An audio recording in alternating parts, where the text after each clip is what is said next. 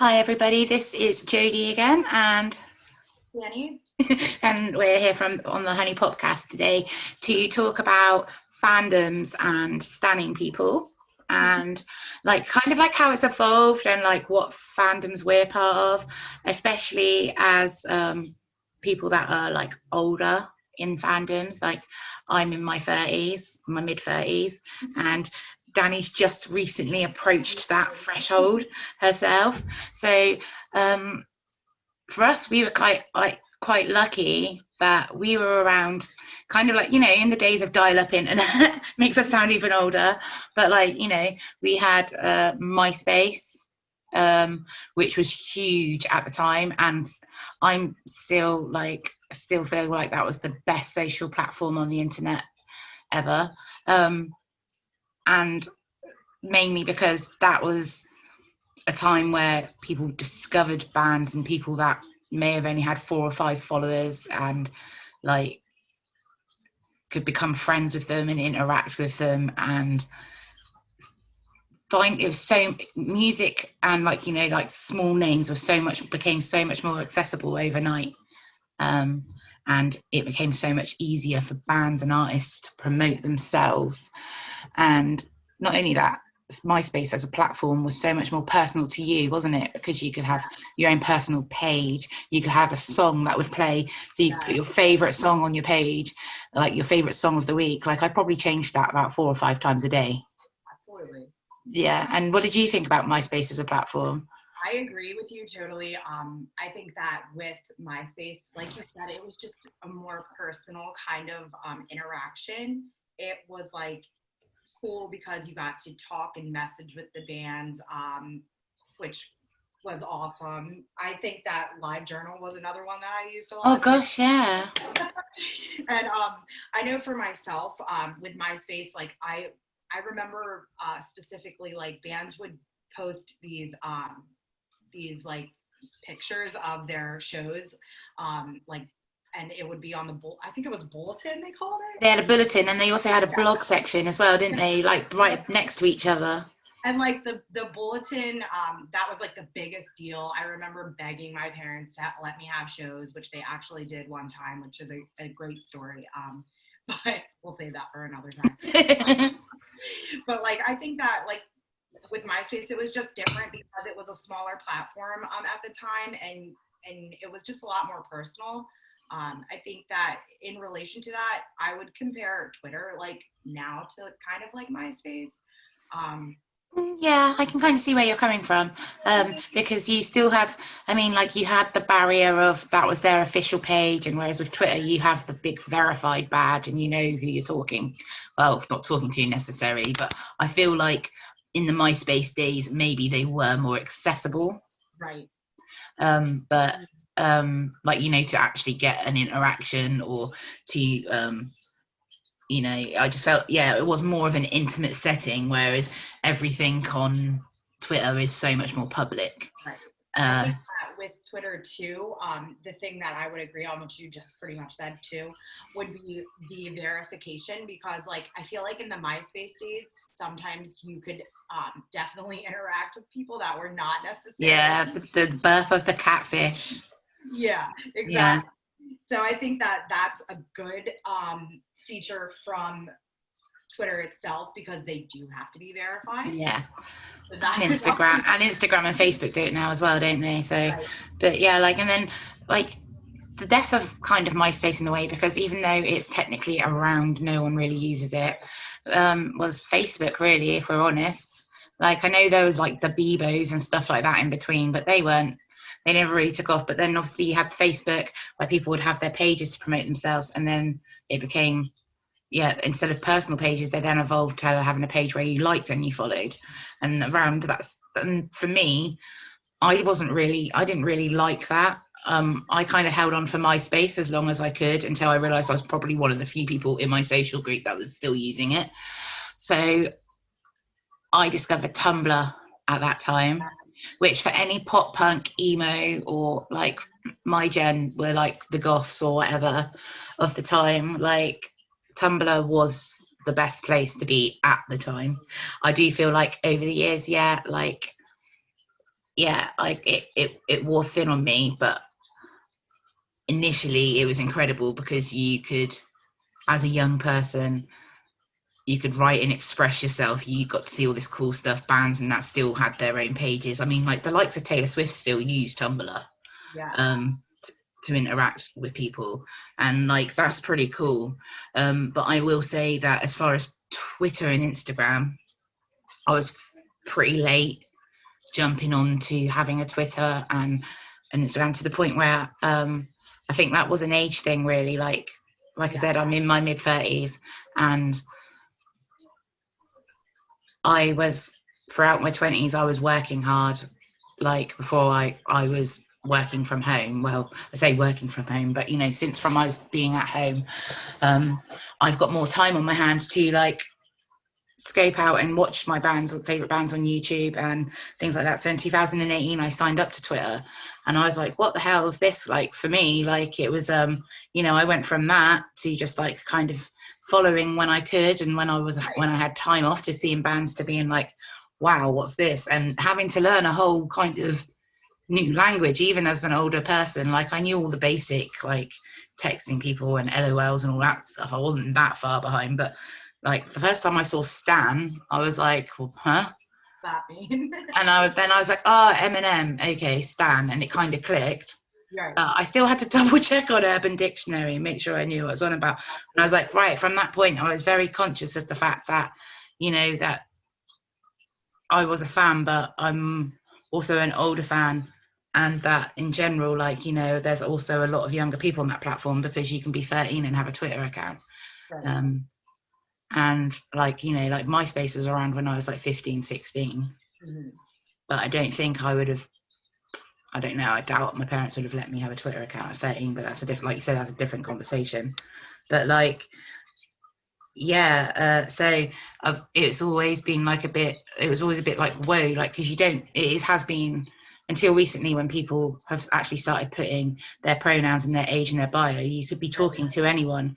You could be a 16-year-old talking to a 60-year-old, or you could be a 30-year-old talking to a 17, 18-year-old, because no one could, you don't know. You have to take people's trust into account. And like, that's what makes Stan's Twitter a scary place in its own sense, without I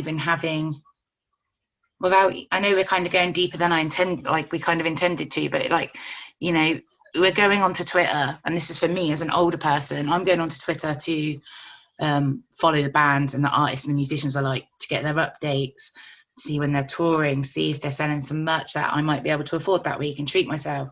Because, you know, like, I still want to be able to do that, especially where I'm unable to work out of my house. So I have, you know, I've got a bit more time on my hands. But then you've also got the pressure of knowing that if you're going to interact with other fans, that you have to make sure that you're also talking to age appropriate people. And that's why, like, I have a very small group on the internet, and they all work at the Honey Pop. So like, and I'm quite proud of that, because we all know to an extent who we are. But for someone who doesn't have that, it's kind of like, Twitter is its own entity, as much as I love it as an app, because I feel like, you know, you have got the freedom to express yourself and have debates with people. It can also become a really scary place when you know that there's people out there that, you know, spread and say some horrible things. So like, and not having that clarity, like, it's kind of like, ugh, I don't know. But I don't know, I didn't really mean to go in this direction, but what do you think? I totally agree with you with everything you said. I know with MySpace and Facebook, I think that we were kind of at that age, at least I feel like for myself, that when Facebook became a thing, it was like, you know, if you go to Facebook, you're old. So I waited a long time to jump into the Facebook realm. And when I did, I agree with you on the aspect that, like, it wasn't as personal with, you know, fandom, stands, whatever, and bands, because they did have, it was like, at first they had personal pages, but then it evolved to like pages, and yeah, it was just not as personal, and I wasn't always on Facebook as much at that time, so I kind of stuck really hard, as you said, to MySpace as long as I could. I have been on Twitter a little bit longer than you have, but I absolutely agree with everything that you were saying, because it is a great space for you to meet fans like you. It's a great space to get support from people that like the same stuff as you, and it's a great place to connect with your like favorite bands and artists. But like you said, it can be so like detrimental to everything, life in general, you liking a particular band, whatever, because people can get so crazy and get so nasty.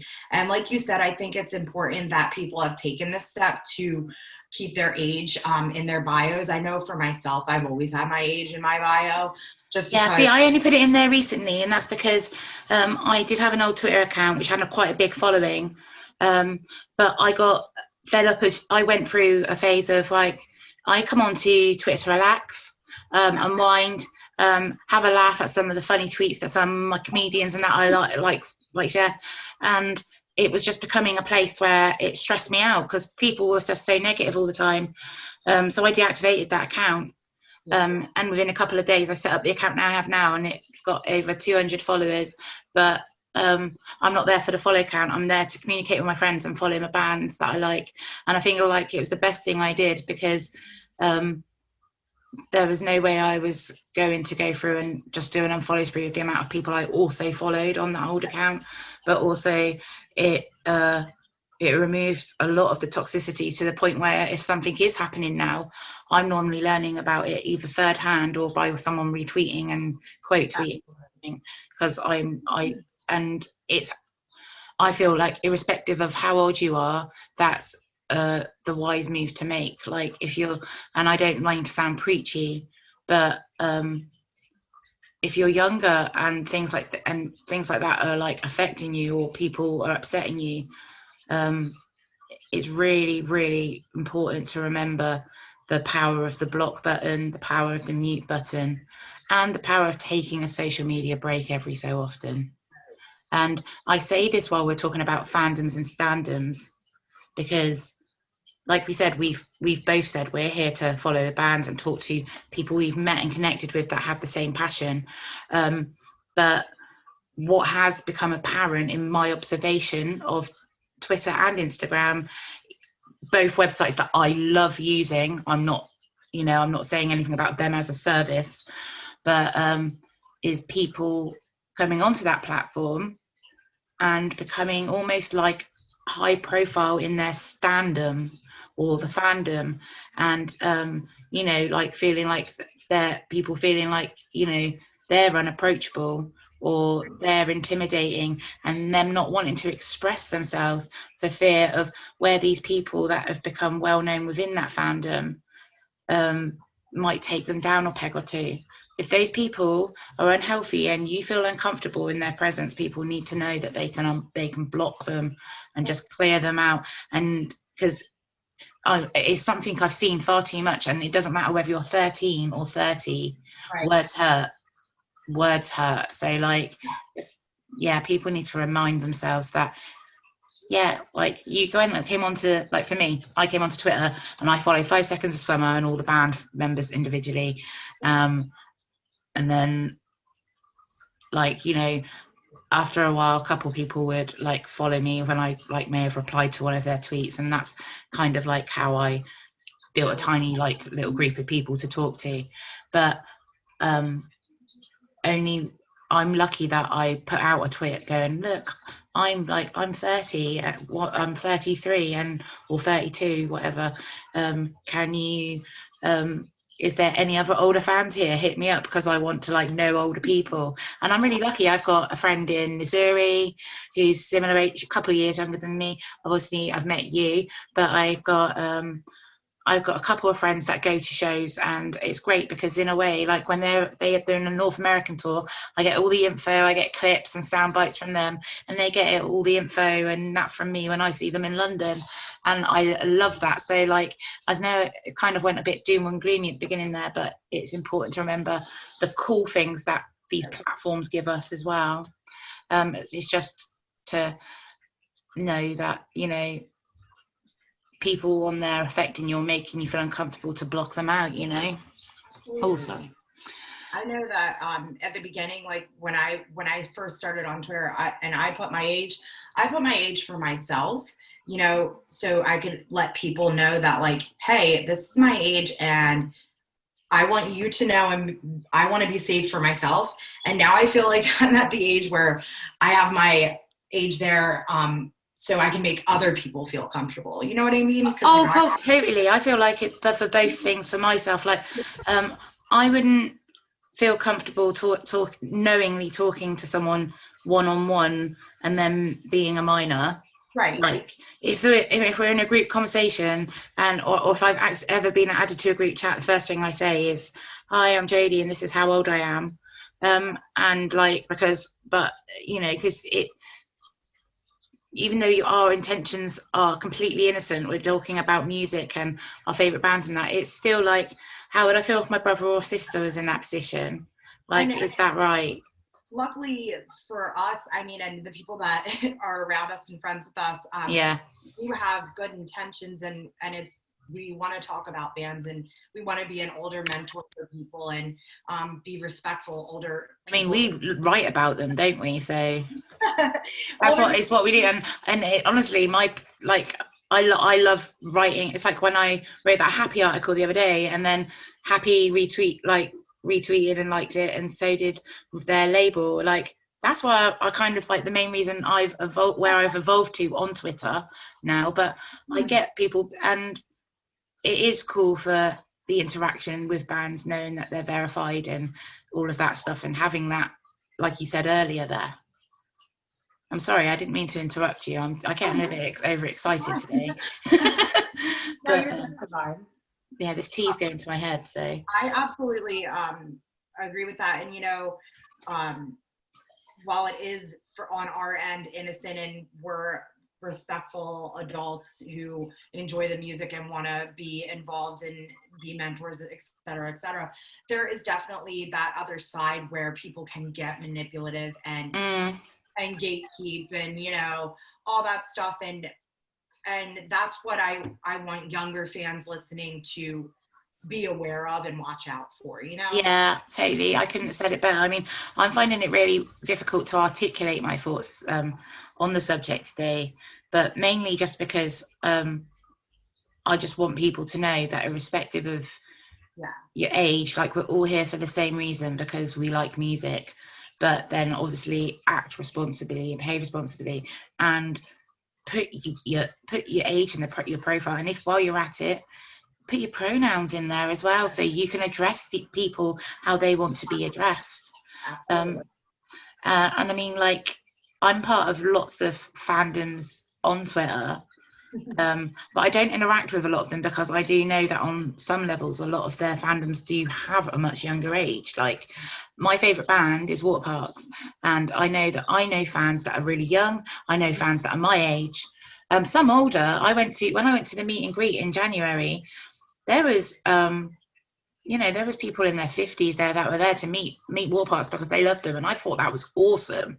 Like, and I feel like 17-18-year-old me would have thought that was awesome as well.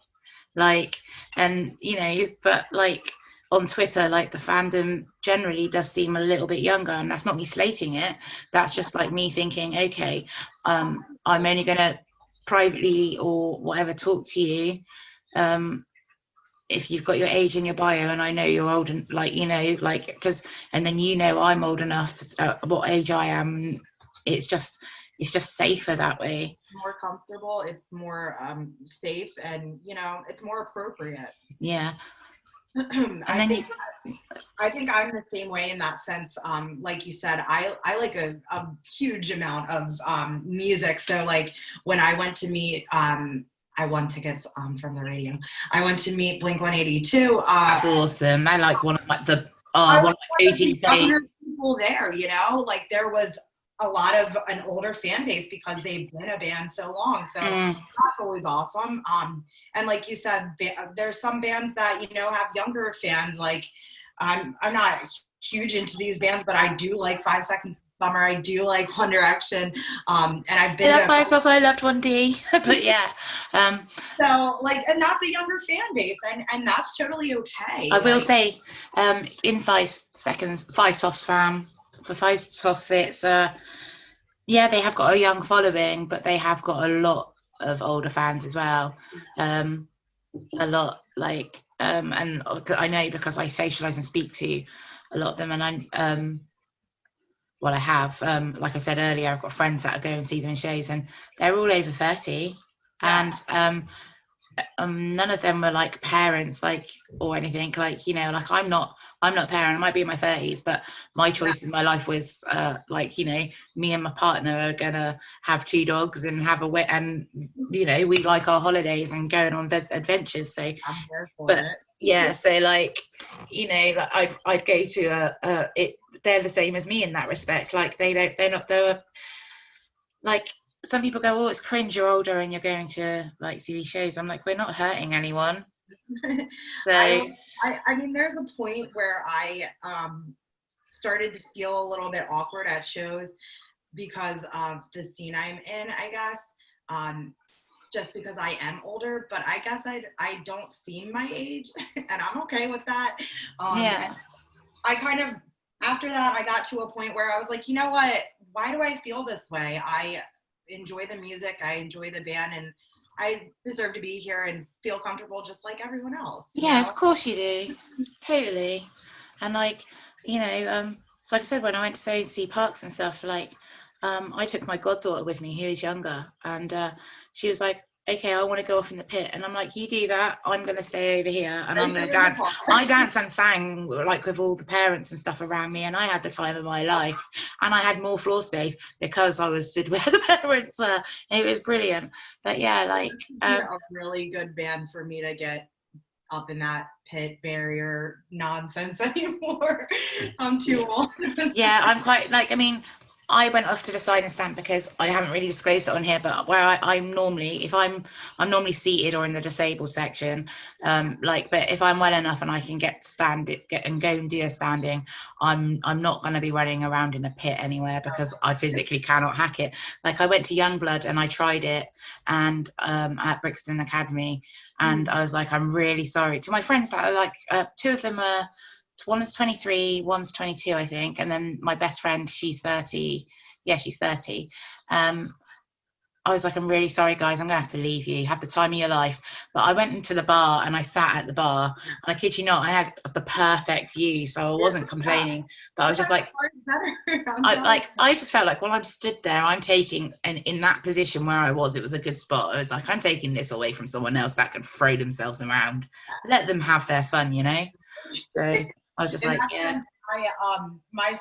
My younger sister, she's my like concert buddy. So we like the same music. We go to shows together. And while she's not super young, she's not much younger than me.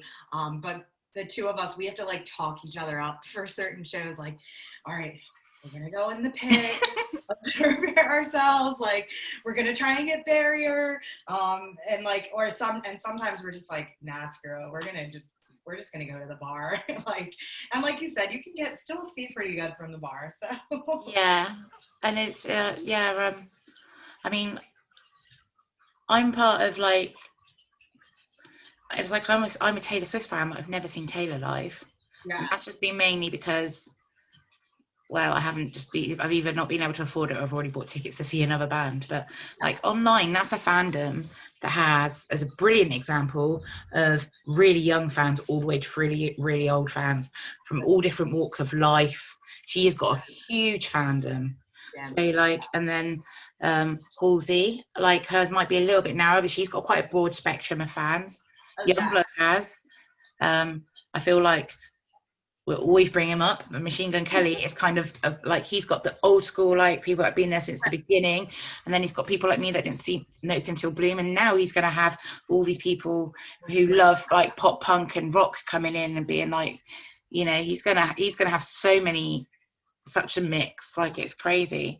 But those are all the fandoms that I'm a part of, really. Like, I have plenty of other people I like, but if I was going to, I feel like being 34 and saying I stan someone is kind of cringy. I still myself will always say I'm like, if I was joking with you in text message, I might go, haha, I stan, or whatever. Exactly. But I've discovered I cringe. Did you see me cringe as I said that then though? But I've always had it that I'm a fan of someone. Right. I agree. I know that we have a series on the Honey Pop about like 5 reasons to stan. And we do a series of that and a lot of different artists. And I did one for Neck Deep, and I couldn't call myself a stan. I think the title was like 5 reasons to be a fangirl or boy, because I get what you mean. Because I like the concept of what, like, saying, you know, I'm a stan of someone. It means I am a fan of someone. I get that. But also, people need to go back and watch the Eminem stan video and realize the other side of what being a stan can be. And I think that's kind of where, for a while there, those social platforms have got a little bit cray-cray, if you know what I mean. Yep. which is why, like, it's really cool, and it's kind of like a really good turning point to discuss the fact that our bosses at the Honey Pop had an awesome idea, and they created another Discord called The Hive. Mm-hmm. And the best thing about this is that you have to confirm your age when you sign up to it, whether you're over 18 or under 18, and then according to that you can react on there to the fandoms you are a part of and meet people and talk to them and hype your faves up in there and connect with people that are age appropriate. And I feel like, because that's going to be moderated by people like myself and I don't know, are you a mod? I'm not a mod. I am on the server. But it's because it's going to be moderated and make sure that it is a safe place. And if anyone's being found to violate rules, they're gonna not, you know, they're get removed off it completely, like get banned. I feel like it's a really awesome concept that I hope people can, like, you know, make new friends with, especially as the idea came from the fact of lockdown.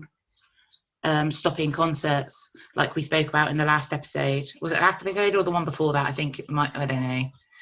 But yeah, I mean, we're only on episode 4 and we're kind of forgetting when we said what. But like, I feel like it's a really cool idea, because that is the one thing that I do miss, is the bit in the queue where you would meet people and you would make friends, and those are the people that you would walk away and they would be your friends because you met them at a show. Like, I've got 2 friends that I met at Meet You There for 5 Sauce in London. We'd spoken online before, but I met them briefly there, and then we ended up getting tickets to go to Summertime Ball together, and now they're 2 people that I speak to almost daily. Like, they're really good friends of mine.